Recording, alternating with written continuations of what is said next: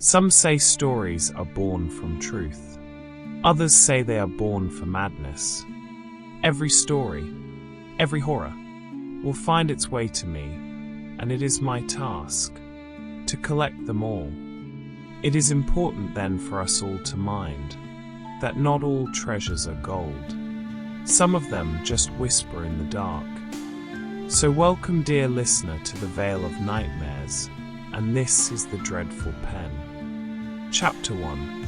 The Rise and Fall. Thomas Grayson had once been a literary rock star. His debut novel, Midnight Rain, had taken the world by storm, catapulting him from a nobody in a cramped studio apartment to a household name. There were book tours, film adaptations, a streaming series, and of course, the girl of his dreams. Now, his latest releases sat untouched on dusty bookstore shelves, the covers fading under fluorescent lights. Critics who once lauded him now wrote scathing reviews. Grayson's Midas touch was merely fool's gold.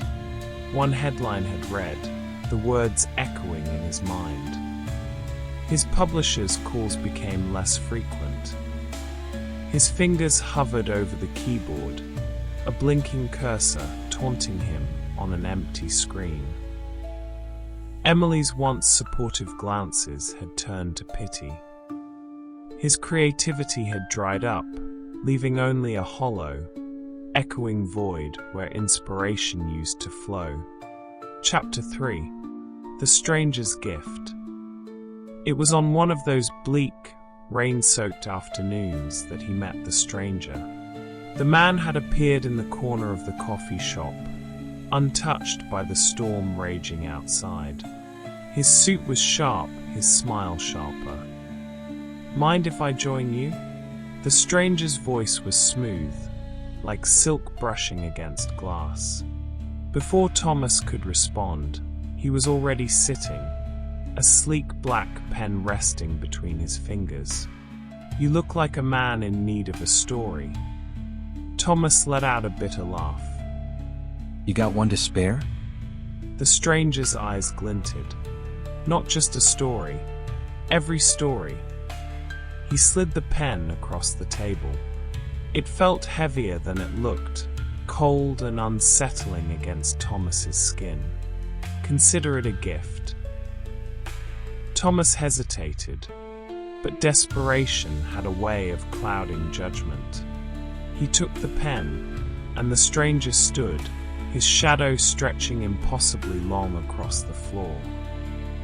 "One more thing," the stranger added, his voice suddenly distant. "This gift isn't free. Use it wisely." Then he was gone, leaving only the pen and a strange chill in the air. Chapter 4. The Return of the Midas Touch. From the moment Thomas first pressed the pen to paper, ideas poured out of him like a dam had broken. The words were perfect, dark, captivating, raw.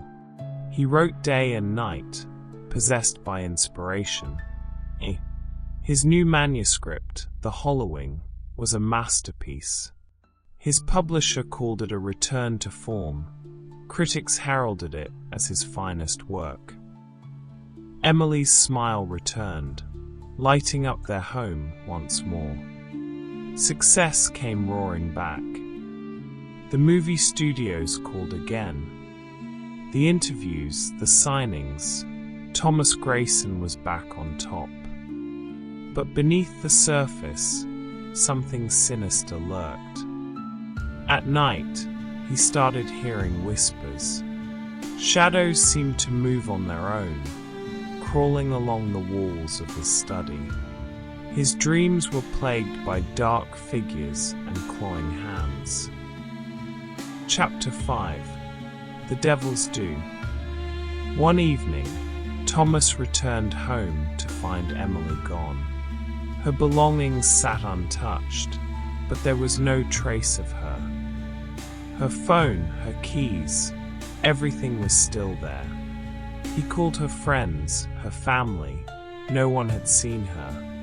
It was as if she had simply evaporated into the air. Desperate, he tore through the house, his mind unraveling. The pen lay on his desk, ink pooling around it, a dark stain spreading over the unfinished manuscript. He reached for it. Pain shot through his arm.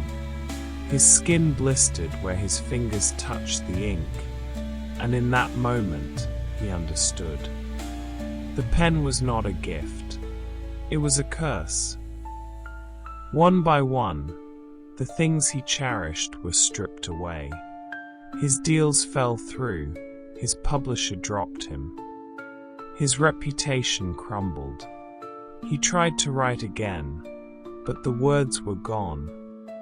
The pen now an anchor, dragging him down into the abyss. Every night, the whispers grew louder.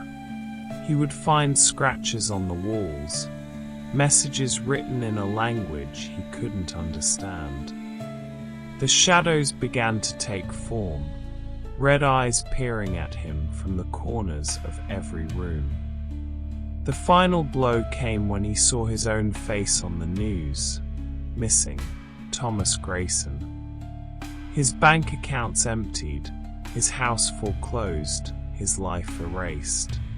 He was nothing but a ghost, a forgotten story. Chapter 6. The Passing of the Pen. Thomas wandered the streets, a hollow shell. He found himself back at the coffee shop where it all began. There, in the corner, sat a young girl. No older than 20, a notebook open in front of her, a frustrated tear smudging the ink on the page. Writer's block? He asked, his voice raspy, barely his own. She nodded, looking up at him with the same desperate eyes he once had. He reached into his coat, the pen cold against his skin. Here, this might help. Her fingers wrapped around it, her face lighting up with hope. Thank you. Good luck, kid. Use it wisely. Then Thomas stepped back, his vision blurring. He saw the shadows peel away from him, felt the weight lift as they slid toward her. She began to write, her pen moving in quick, fevered strokes. The whispers followed her now. As he stumbled out into the rain, he saw a figure waiting for him. The stranger, his smile as sharp as ever. It's done. I nodded. A story well told. Now come along, Thomas. The last thing Thomas saw was the world folding into darkness, the ink of reality bleeding away. The pen had found a new host, and his story had finally reached its end. There you have it, dear listeners. This brings us to the closing of the final chapter on the dreadful pen. I will leave you with this. Some tales are inked in madness, not written, but bled. He sought to craft a legacy. Instead, he forged a prison. Each word he penned carved deeper into his soul, until nothing was left but pages and pain. The pen was never his. It was always waiting. And now it sings to another. The whispers have found new ears. The story begins again. Another name lost. Another fate sealed. Another echo, bound in ink and buried deep, within the veil of nightmares. Good night and sweet screams.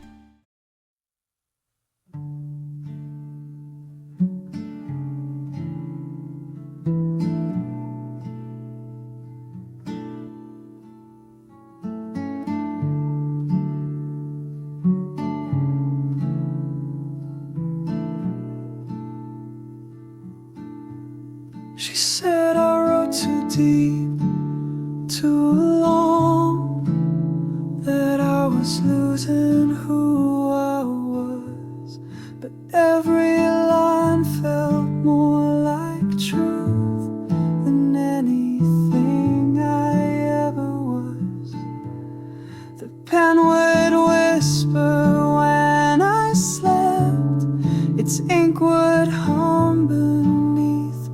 skin. I thought the words were all my own, until the paper pulled her in. There's ink in my veins, it runs through me. Thoughts I never thought, pain I shouldn't see.